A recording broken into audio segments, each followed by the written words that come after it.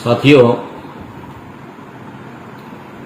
आज हम लोग चर्चा करने जा रहे हैं जिस चर्चा का विषय है आज़ादी का अमृत महोत्सव और उस पर होने वाली जो तिरंगा घर घर तिरंगा का जो अभियान 13 अगस्त से 15 अगस्त तक होने जा रहा है, उसके बारे में हम लोग थोड़ी यहाँ पर चर्चा करेंगे। साथियों, ये तथाकथित आज़ादी, मैं तथाकथित ही कहूँगा क्योंकि ये आज़ादी हमारी आज़ादी नहीं थी और 15 अगस्त 1947 को किसी भी प्रकार की देश की कोई आज़ादी या फिर स्वतंत्रता स्वाधीनता का मामला उससे जुड़ा हुआ नहीं है। 15 अगस्त 1947 को भारत देश का विभाजन हुआ। 14 अगस्त की रात्रि में पाकिस्तान को स्वतंत्र देश का दर्जा दिया गया और भारत को विभाजित करके 2 टुकड़ों में बांट दिया, जिसे 3 टुकड़े भी कह सकते हैं। ये एक समझौता था, न कि किसी आज़ादी का कोई मामला था। यहाँ पर सिर्फ और सिर्फ सत्ता हस्तांतरण, जिसे हम अंग्रेजी में कह सकते हैं ट्रांसफर ऑफ पावर, यानी जो पावर अंग्रेजों के पास में था, अंग्रेजों ने उस पावर को हस्तांतरित किया, ट्रांसफर किया और भारत के अंदर जो पहले से ही वर्ण व्यवस्था के आधार पर जो श्रेष्ठ कहे जाने वाले या फिर वर्ण व्यवस्था में सबसे ऊपर दर्जा प्राप्त लोगों के हाथ में सत्ता सौंपी गई। ये सत्ता का हस्तांतरण था, न कि आज़ादी का कोई मामला था।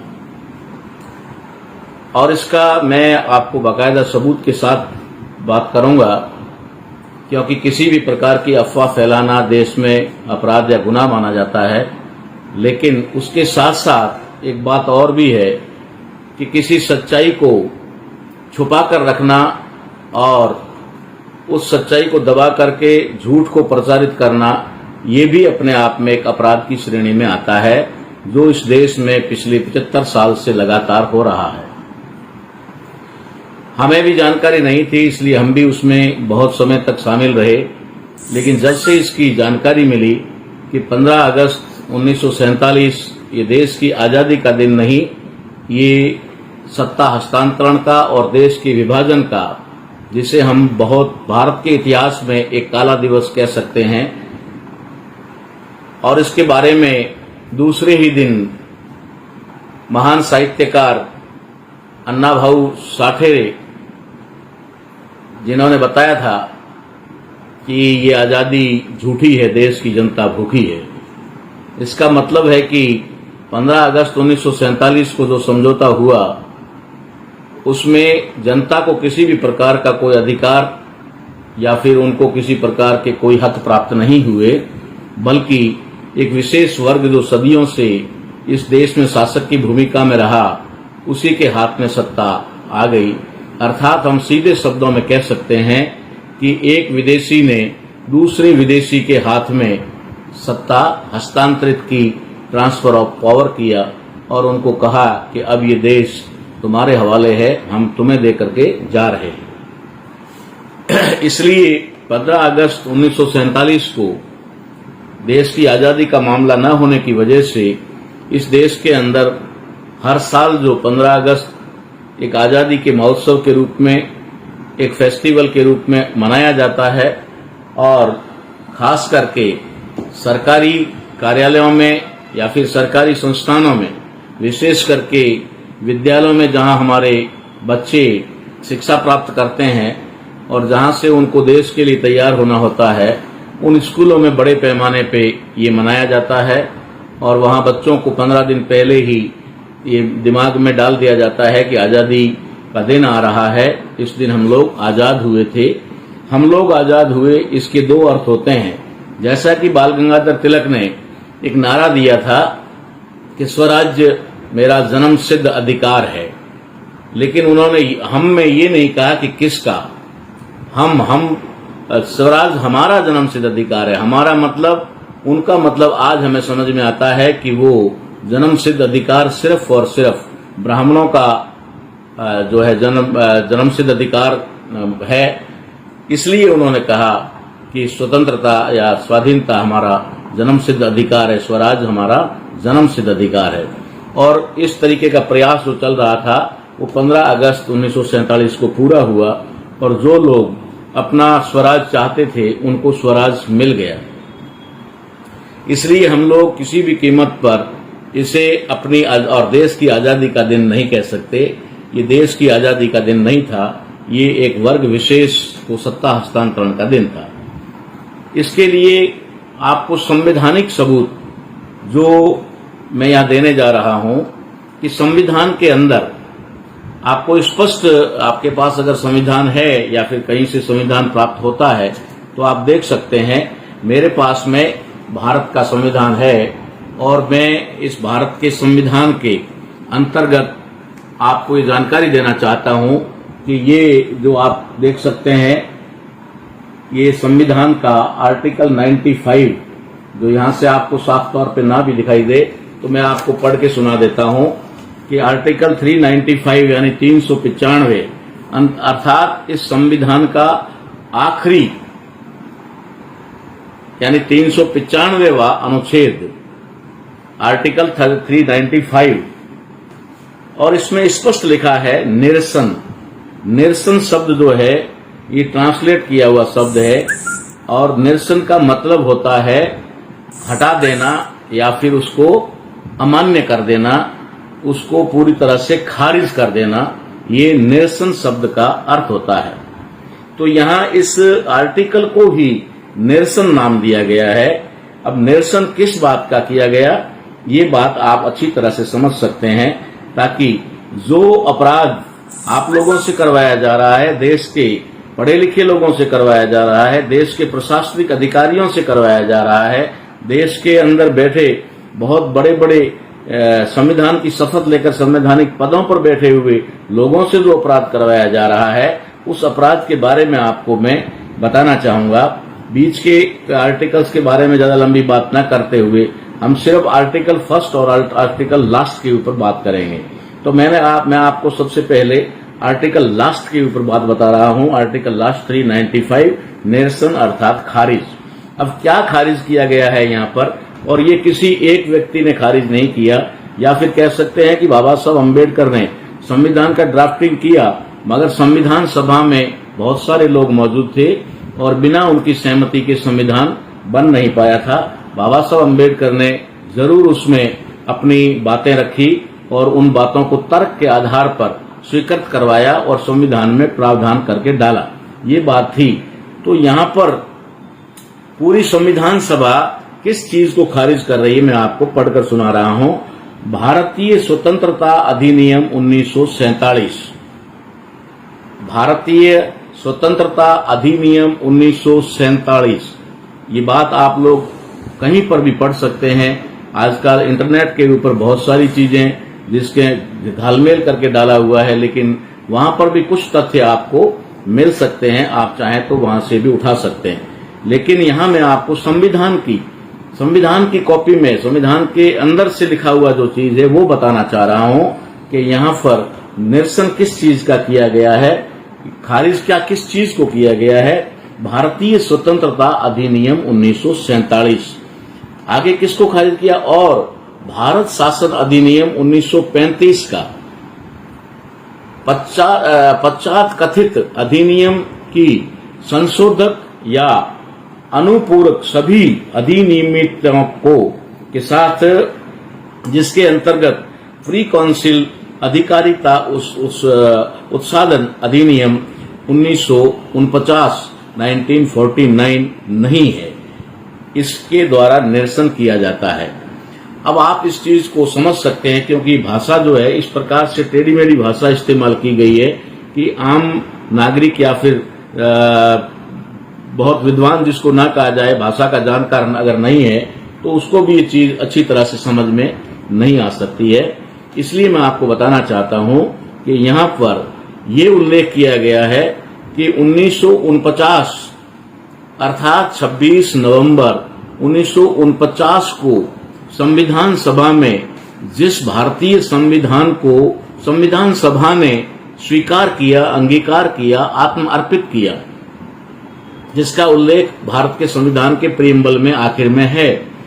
तो ये जो संविधान 1949 को 26 नवंबर को संविधान सभा में सभी लोगों ने स्वीकार किया, एक्सेप्ट किया, उस संविधान को ही अधिनियम 1949 कहा जाता है। ये अधिनियम 1949 जिसके बारे में यहाँ उल्लेख है कि अगर संविधान के अंतर्गत कोई चीज जो संविधान के अंदर नहीं है, उस तमाम चीजों को यहाँ निरसन किया जाता है। और उसमें खास करके जो निरसन का मामला है वो है भारतीय स्वतंत्रता अधिनियम 1947, यानी कि भारत को 15 अगस्त 1947 को जो तथाकथित आजादी मिली, जिसे ये लोग अपनी आजादी कहते हैं, उसे पूरी तरह से खारिज किया, क्योंकि 15 अगस्त 1947 के दिन भारत को आजादी नहीं मिली थी, भारत के नागरिकों को आजादी नहीं मिली थी। यहाँ एक वर्ग विशेष के लोगों को जरूर अधिकार प्राप्त हो गए थे, लेकिन उसे हम लोग भारत की या भारत की जनता या भारतीय नागरिकों की आजादी नहीं कह सकते। इसलिए भारत की जो असली स्वतंत्रता है, भारत के नागरिकों की जो वास्तविक स्वतंत्रता है, वो 26 नवंबर 1949 जो संविधान दिवस है, और उसके बाद में कहा जाए तो 26 जनवरी 1950 ये स्वतंत्रता दिवस हो सकता है। तो 26 जनवरी को देश में संविधान लागू हुआ, और संविधान के लागू होते ही इस देश के अंदर पैदा होने वाले यानी पैदा हुए उस समय के प्रत्येक नागरिक को समानता का अधिकार मिला, स्वतंत्रता का अधिकार मिला, न्याय प्राप्त करने का अधिकार मिला, संपत्ति रखने का अधिकार मिला, शिक्षा प्राप्त करने का अधिकार मिला, सत्ता में भागीदारी का अधिकार मिला। ये 26 जनवरी 1950 को लागू होते ही ये अधिकार हमें मिले। तो वास्तविक जो देश और देश के नागरिकों की स्वतंत्रता है वो 26 जनवरी 1950 है। अर्थात हम लोग 26 जनवरी को हमारा असली स्वतंत्रता दिवस कह सकते हैं। लेकिन यहाँ पर देश के अंदर हर साल एक ढिंढोरा पीट करके कि इस देश के अंदर हर साल नए बच्चे पैदा होते हैं, नए बच्चे स्कूल जाते हैं, नए बच्चे स्कूल में एडमिशन लेकर के पढ़ना शुरू होते हैं, वहां से वो ज्ञान और जानकारी प्राप्त करना शुरू करते हैं। तो ऐसी स्थिति में कहीं ऐसा ना हो कि आने वाली जनरेशन धीरे धीरे ये भूल जाए कि भारत आजाद जो हुआ वो 15 अगस्त को हुआ। ये कहीं उनके जहन से निकल न जाए और ये वास्तविक जानकारी कहीं प्राप्त न कर ले कि 26 जनवरी को ही देश की वास्तविक आजादी थी, वास्तविक स्वतंत्रता थी, जो देश और देश के नागरिकों की स्वतंत्रता थी। इसलिए वे हर साल 15 अगस्त से पहले अर्थात 1 अगस्त से ही तैयारियां शुरू कर देते हैं और 15 अगस्त तक लगातार बच्चों के माध्यम से पेरेंट्स तक और आम नागरिक तक ये संदेश देना चाहते हैं कि तुम आजाद हुए हो, अर्थात तुम आजाद हो चुके हो। ये सारी बात जो कही जाती है उसके पीछे एक सबसे बड़ा जो राज है वो ये है कि आज भी संविधान के लागू होने के बावजूद भी इस देश के अंदर 72 ईयर यानी कि 72 साल के बाद में भी इस देश के लोग पूरी तरह से स्वतंत्र या आजाद नहीं हैं। इसलिए ये कहीं लोगों को अपनी गुलामी का एहसास ना हो जाए, इसलिए वो लोग 15 अगस्त को हर साल जो है आपको याद दिलाते हैं। और कभी 50वें में वो स्वर्ण जयंती मनाते हैं, तो कभी वे जो 75वां भी है उसके अंदर आजादी का अमृत महोत्सव कह करके लोगों को गुमराह करने की कोशिश करते हैं। मैं संवैधानिक बात कह रहा हूं। मैं हो सकता है कि उनकी अगर खुशी है, उनको ये लगता हो कि 15 अगस्त हमारी आजादी का दिन है, तो वो मनाए, हमारा कोई ऐतराज नहीं है, हम किसी को दबाव नहीं डालते। लेकिन ये आजादी का दिन आम आदमी की आजादी का दिन नहीं है, आम आवाम या आम जनता की आजादी का दिन नहीं है। इसलिए इसे आम जनता से जबरदस्ती मनवाया जाता है।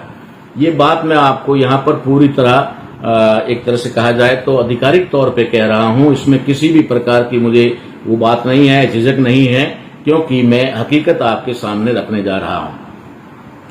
पहली बात।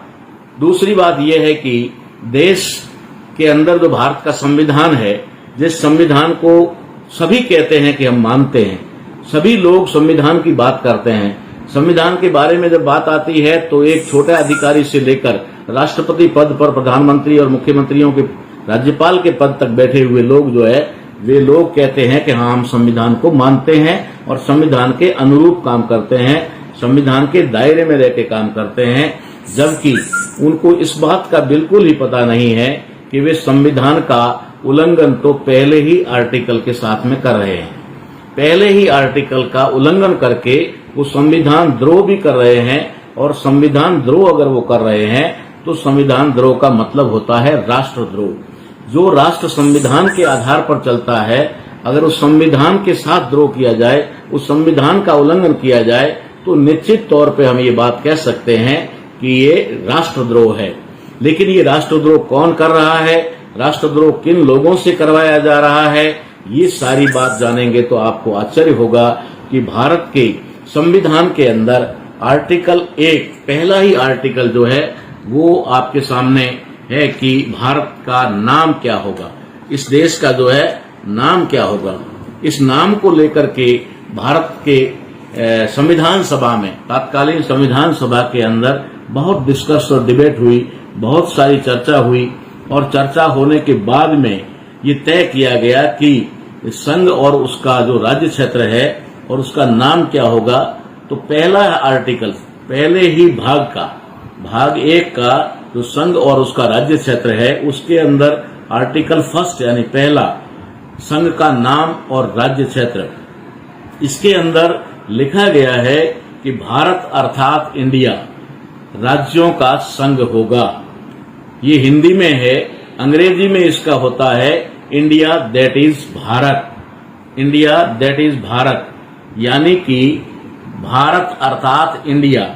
इसमें भारत शब्द पहले आया है और अर्थात के बाद इंडिया शब्द आया है, क्योंकि हम लोग भारत का संविधान लागू होने से पहले जो ब्रिटिश इंडिया था, जिसको ब्रिटिश इंडिया कहा जाता था, उस समय इस देश का नाम जो है ब्रिटिश इंडिया था, यानी ब्रिटिशरों के अंडर में जो है वो इंडिया था। तो ये इसको अंग्रेजी में, अंग्रेज लोग इसको इंडिया कहते थे। तो ये इंडिया शब्द जो है ये अंग्रेजों का शब्द था और अंग्रेज इसको इंडिया कहते थे, और जो ब्रिटिशरों के अंडर था इसे ब्रिटिश इंडिया कहा जाता था। तो ये यहाँ लिखा गया है, जिसको हम लोग गौर से देखें। हमने कभी इस पर ध्यान ही नहीं दिया, क्योंकि हमने पढ़ाई अगर की तो सिर्फ नौकरी प्राप्त करने के लिए, नौकर बनने के लिए की। हमारे लोगों ने कोई बड़ा नौकर, कोई छोटा नौकर बनने के लिए पढ़ाई की, न कि उन्होंने वास्तविक पढ़ाई कभी की हो। तो उनको एक तरह से जुडिशरी में जाने वाले लोगों को भी इस तरीके से कि वकालत करके बड़े बड़े बैरिस्टर बन जाने वाले लोगों को ने भी शायद इस पर कभी गौर किया या नहीं किया कि इंडिया दैट इज भारत, यानी कि भारत अर्थात इंडिया। इसका मतलब है कि जिसका इस संविधान के लागू होने से ठीक पहले जिस देश को इंडिया के नाम से पुकारा जाता था, वो इंडिया के नाम से पुकारा जाने वाला देश अब भारत होगा। अब उसका नाम जो है वो भारत रहेगा। इसलिए उन्होंने इस बात को लेकर के बहुत गंभीरता पूर्वक जो है ये आर्टिकल 1 में उसके नाम को निर्धारित करते समय इस बात का ध्यान रखा कि जो कुछ भी यहाँ दिखाई दे रहा है, यानी कि भारत जो राज्यों का एक तरह से कहा जाए तो राज्य क्षेत्र है, जिसके अंदर कई राज्य जो आज भी यहाँ मिले हुए हैं और हमारे सामने हैं देश के राज्य, उन राज्यों का जो संघ है और उसका नाम होगा भारत अर्थात इंडिया। यानी कि इंडिया आप अंग्रेजी में कह दो अलग बात है, या फिर ये भी मुझे लगता है किसी कॉन्स्पिरेंसी के तहत इसका नाम अंग्रेजी में इंडिया रखा गया। हमने जब अंग्रेजों को यहाँ से भगा दिया या कह दिया कि अंग्रेजों से देश आजाद हो गया, तो फिर ये अंग्रेजों वाला नाम ही भारत के लिए इंडिया के तौर पे क्यों रखा गया? ये चीज एक समझने वाली बात है। कुछ चीजें ऐसी होती है जो समझनी पड़ती है, वो लिखी हुई नहीं मिलेगी आपको, और उसका तात्पर्य आपको कहीं किताबों में नहीं मिलेगा, उसका उल्लेख कहीं किताबों में नहीं मिलेगा। कुछ चीजें ऐसी होती हैं जिनको समझना होता है।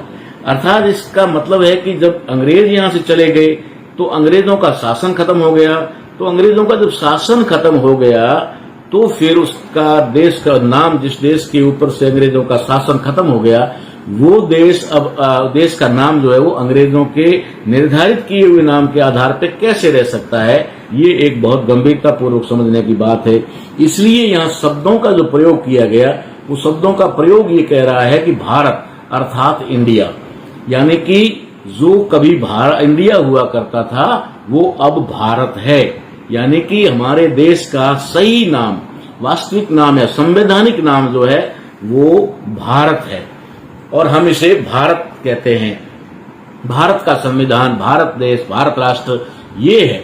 लेकिन इन्होंने इसको अर्थात वाले शब्द को या में, यानी कि अंग्रेजी के और वर्ड में डाल करके इसके दो नाम कर दिए, एक भारत और एक इंडिया। यानी कि उन्होंने विदेशों में इसे आज भी इंडिया के नाम से प्रसारित रखा हुआ है। इंडिया से नाम से प्रसारित करने का सीधा मतलब है कि ये आज भी अंग्रेजों का दिया हुआ नाम, यानी अंग्रेजों के अधीन है या अंग्रेजों के मुताबिक चलने वाला देश है। ऐसी बात इसमें जो है झलकती है। इसलिए हमको समझना है कि बाबा साहब अम्बेडकर और संविधान सभा ने जब इसके नाम पर गौर किया होगा तो ये जो संघ है, राज्यों का संघ है, उसका नाम रहता है भारत। लेकिन दुर्भाग्य की बात यह है कि भारत से ज्यादा इस देश के अंदर जो शब्द प्रचलित किया गया है, वो प्रचलित किया हुआ शब्द है हिंदुस्तान। अर्थात इस देश को हिंदुस्तान बोलना, यानी हिंदुस्तान कहना और चर्चा में लाना या फिर लिखना या बोलना, ये राष्ट्रद्रोह है। संविधान के आर्टिकल 1 के मुताबिक ये राष्ट्रद्रोह की श्रेणी में आता है। और अगर ये राष्ट्रद्रोह है तो ये ही संविधान द्रोह है, तो यही राष्ट्रद्रोह है। अगर वो संविधान के आर्टिकल 1 के साथ में द्रोह करते हैं, संविधान आर्टिकल 1 का उल्लंघन करते हैं, तो निश्चित तौर पे वे राष्ट्रद्रोह की उसमें अपराध में आते हैं। लेकिन जो सत्ता में बैठे हुए लोग हैं, वे लोग खुद ही इसको बदल करके हिंदुस्तान बनाना चाहते हैं, जो उनके मंसूबे संविधान सभा में भी थे। लेकिन उस समय बाबा साहब अम्बेडकर ने तर्क और अपने विचारों और उसके काबिलियत के आधार पर इस देश को हिंदुस्तान नहीं बनने दिया और भारत बनाया, जो कि अपने आप में एक धर्मनिरपेक्ष राष्ट्र है। इसके अंदर भारत में रहने वाले जो भारत के इंडिजीनियस पीपल हैं, यहाँ पर मैं उल्लेख करना चाहूंगा इंडिजीनियस पीपल्स का, यानी कि जो 9 अगस्त को यहाँ संविधान दिवस मनाया जा रहा है, वो संविधान दिवस आदिवासी दिवस जो मनाया जा रहा है, ये आदिवासी दिवस इंडिजीनियस पीपल है। तो बाबा साहब अम्बेडकर ने इस देश के इंडिजीनियस पीपल्स को ध्यान में रखते हुए संविधान की रचना की, संविधान की ड्राफ्टिंग की। तो वो जानते थे कि भारत में रहने वाले सभी इंडिजीनियस पीपल जो हैं, वे अलग अलग धर्मों में बटे हुए हैं। उन्होंने अपना मूल धर्म जो है वो भुला दिया है और जो भी धर्म इस देश के अंदर तथाकथित बाहर से आए हुए धर्म हैं, उन धर्मों को अपना चुके हैं। इसलिए भारत के जो इंडिजीनियस पीपल हैं, वे सभी धर्मों में पाए जाते हैं। इसलिए ये देश जो है धर्मनिरपेक्ष होगा, संविधान जो है वो धर्मनिरपेक्ष होगा।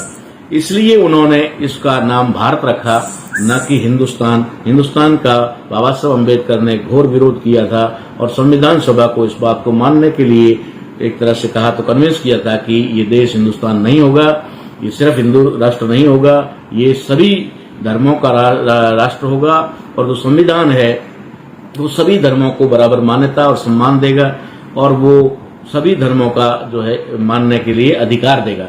ये बात है। इसलिए इस बात को हमें गंभीरता से विचार करना है कि जहां पर भी, जिस मंच पर भी भारत देश को हिंदुस्तान के नाम से पुकारा जाता है या उसका हिंदुस्तान नाम लिया जाता है, तो ये संविधान द्रोह की श्रेणी में आता है, जो राष्ट्रद्रोह है।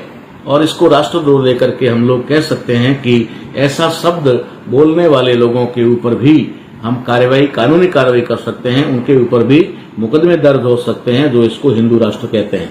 अब मैं आऊंगा सीधा ही आपके पास में राष्ट्रीय ध्वज को लेकर के, कि भारत का जो राष्ट्रीय ध्वज है, जिसको लेकर के अभी अभी इस देश के प्रधानमंत्री कहते हैं कि 13, 14 और 15 लगातार लोग अपने घरों पर राष्ट्रीय ध्वज नहीं कह रहे हैं, वो कह रहे हैं अपने घरों पर तिरंगा फहराएंगे। तिरंगा।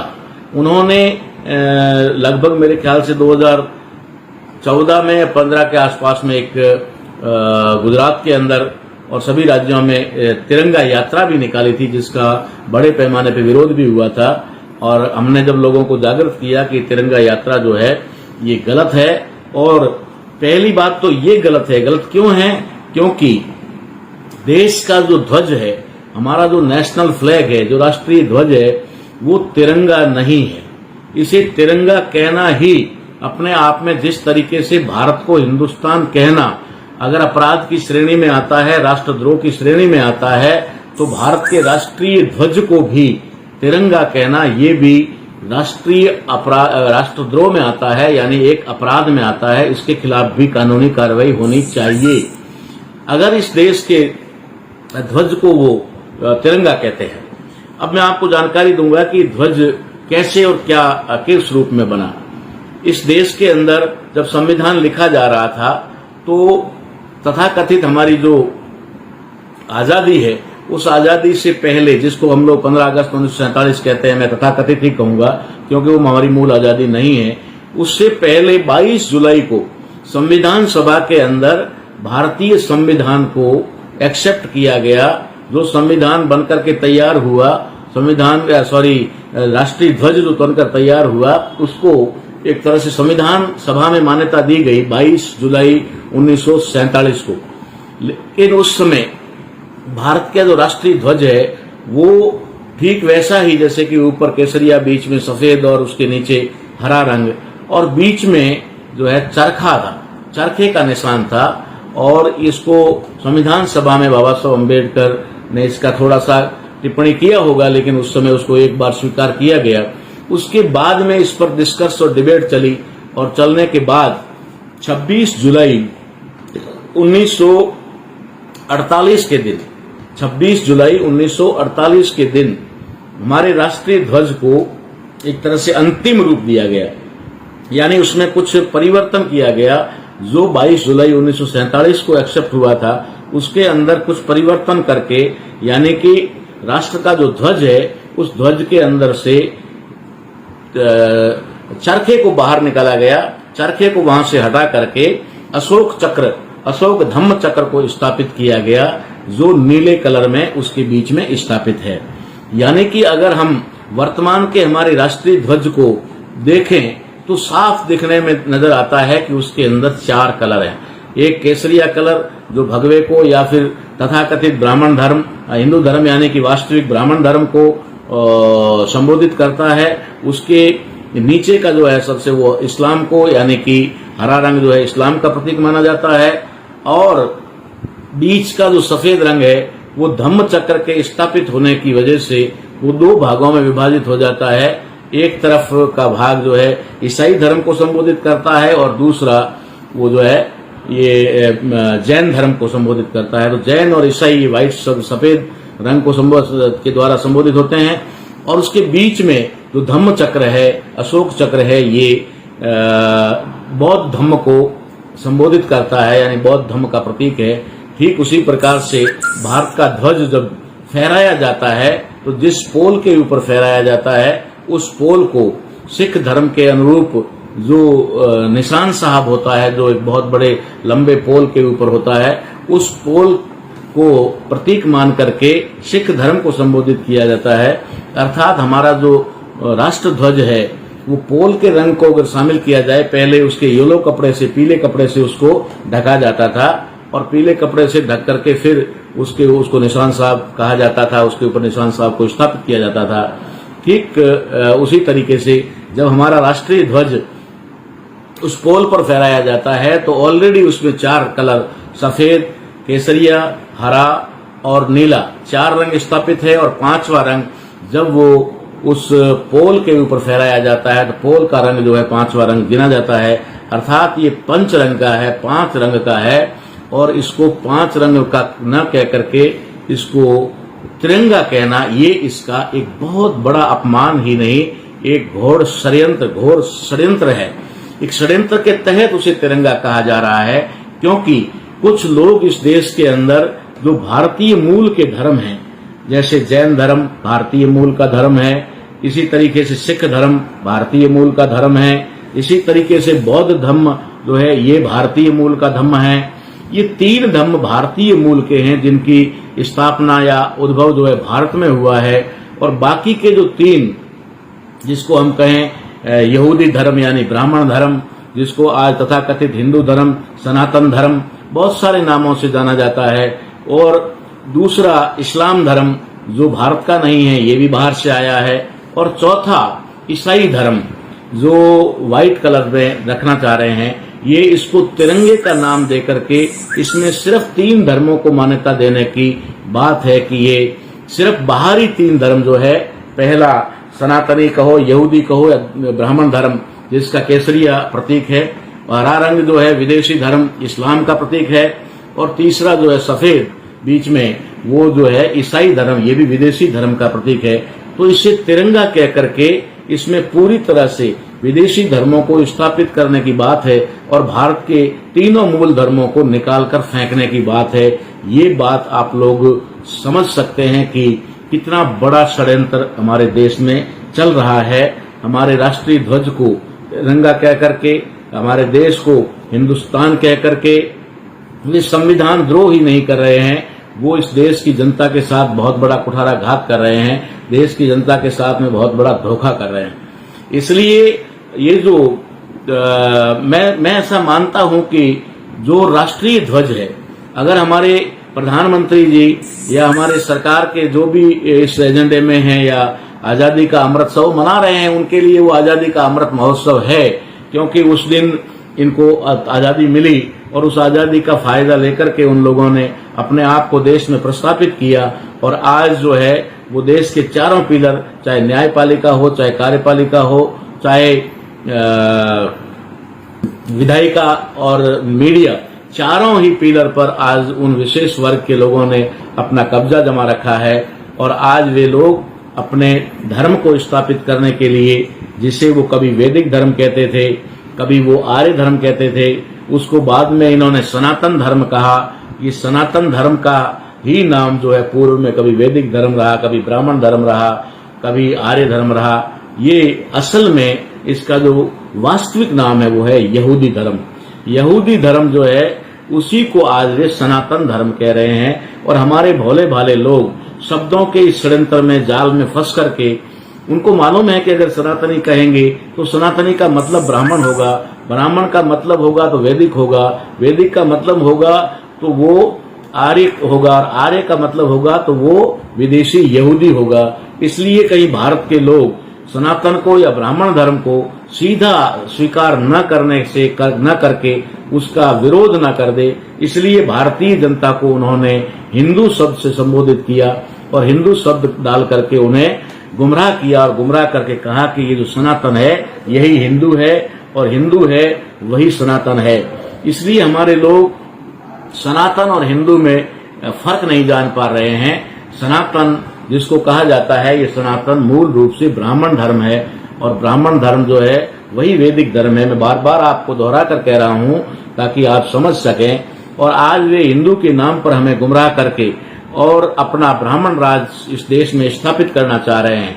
वो सामाजिक तौर पर, आर्थिक तौर पर, या फिर कहें तो पूरी व्यवस्था के ऊपर तो अपने आप को स्थापित कर ही चुके हैं। हमारे घर की हर गतिविधि के ऊपर उन लोगों ने अपना परचम लहरा ही दिया है कि हमारा घर में बच्चा पैदा होगा, उसका नामकरण से लेकर के उसका जो है जो जन्म संस्कार से लेकर के मृत्यु संस्कार तक उन्होंने अपना कब्जा करके रखा हुआ है। यानी हमारे पारिवारिक और सामाजिक जीवन पर ऑलरेडी उनका पहले से कब्जा है। देश के अंदर चारों पिलर जो मैंने बताया उनके ऊपर उनका कब्जा है। आप अपनी नजरों से देख सकते हैं, मीडिया के अंदर आप देख सकते हैं कि कौन लोग जो है मीडिया को चला रहे हैं, कौन लोग उसकी एडिटिंग कर रहे हैं, कौन लोग उसके संवाददाता हैं, कौन लोग उसके रिपोर्टर हैं। यहाँ तक कि कैमरामैन भी आपको हमारा आदमी नहीं मिलेगा। ये एक जानने और समझने वाली बात है। न्यायपालिका को हम देखें तो वहां पर 97% हाईकोर्ट्स और सुप्रीम कोर्ट के जजेस जो हैं वो उसी वर्ग से वहां पर बैठे हुए हैं। कोई हमारा आदमी वहां पर इक्का दुक्का या 3% लोग SC ST OBC माइनॉरिटी में से होंगे। तो इस प्रकार न्यायपालिका पर उनका पूरा कब्जा है। और आगे चल करके उन्होंने विधायिका को पूरी तरह से, यानी कोई भी राजनीतिक पार्टी या सत्ता में पहुंचने वाली पार्टी ऐसी नहीं होगी जिनके ऊपर इनका पूरा कब्जा या वर्चस्व ना हो। यहाँ की मुख्यमंत्री किसको बनाना है राज्य का, ये भी पार्टी के वो लोग तय करते हैं जिनका उनके ऊपर नियंत्रण है।